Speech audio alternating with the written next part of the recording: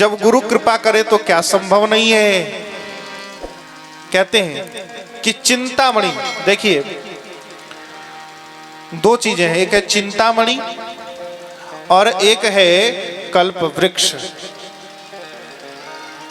चिंतामणि किसी को मिल जाए महाराज तो जो चिंतन हो उसी सब कुछ मिल जाता है।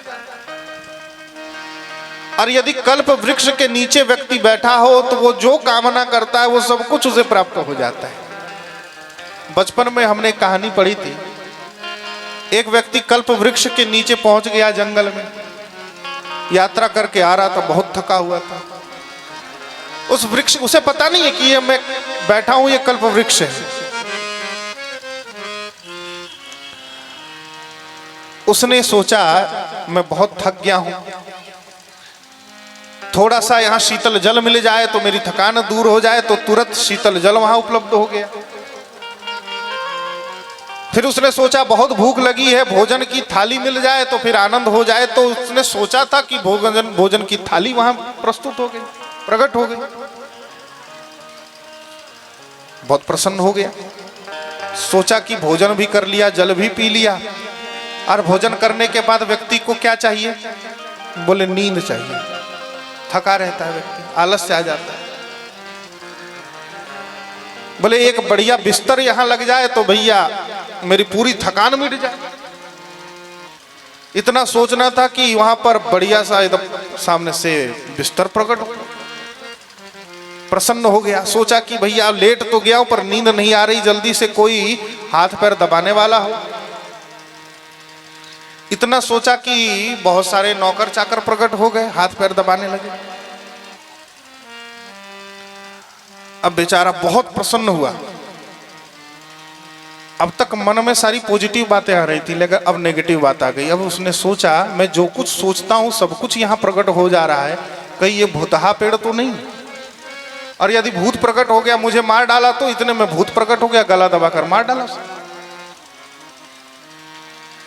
अब ये कहानी सच हो या झूठ हो इससे मतलब नहीं। कहने का आशय ये है कि जो कल्प वृक्ष वो स्वर्ग में है, धरती पर नहीं है। वो कल्प वृक्ष, उसके नीचे व्यक्ति जो कुछ भी सोचे विचारे सब कुछ प्रकट हो जाता है, सब कुछ मिल जाता है उसे। लेकिन याद रहे कि चिंतामणि और कल्प वृक्ष सब कुछ दे सकते हैं परंतु भगवान को नहीं दे सकते, अभयत्व नहीं दे सकते, मोक्ष नहीं दे सकते। लेकिन गुरु जी कृपा कर दें तो क्या नहीं मिल सकता?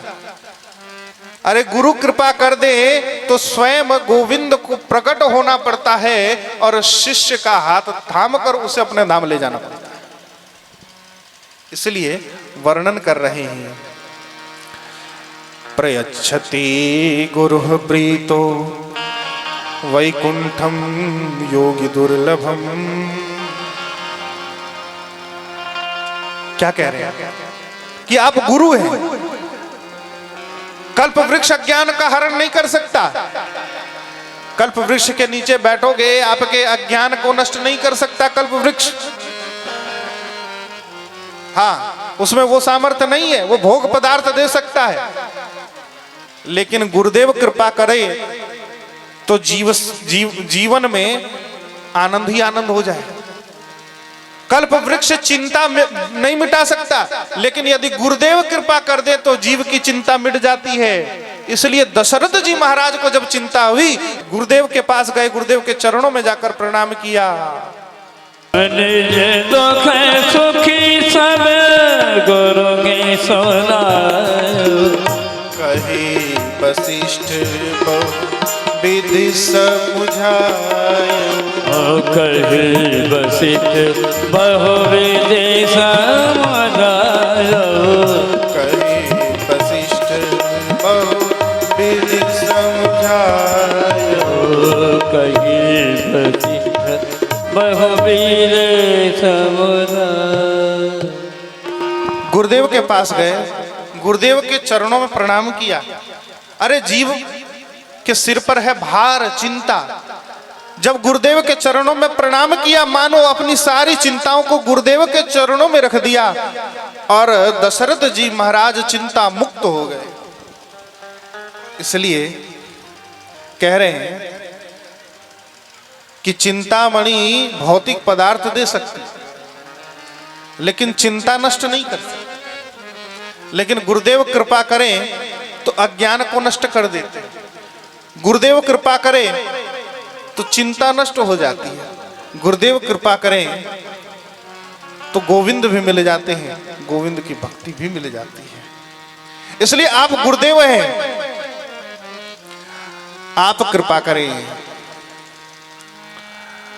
और प्रणाम किया। सूत जी महाराज बहुत प्रसन्न हो रहे और सूत जी ने कहा कि धन्य हो शौनक, तुमने जो प्रश्न मुझसे किया कि भगवान के भक्त किस प्रकार माया मोह से दूर रहते हैं, तो इसका उत्तर यही है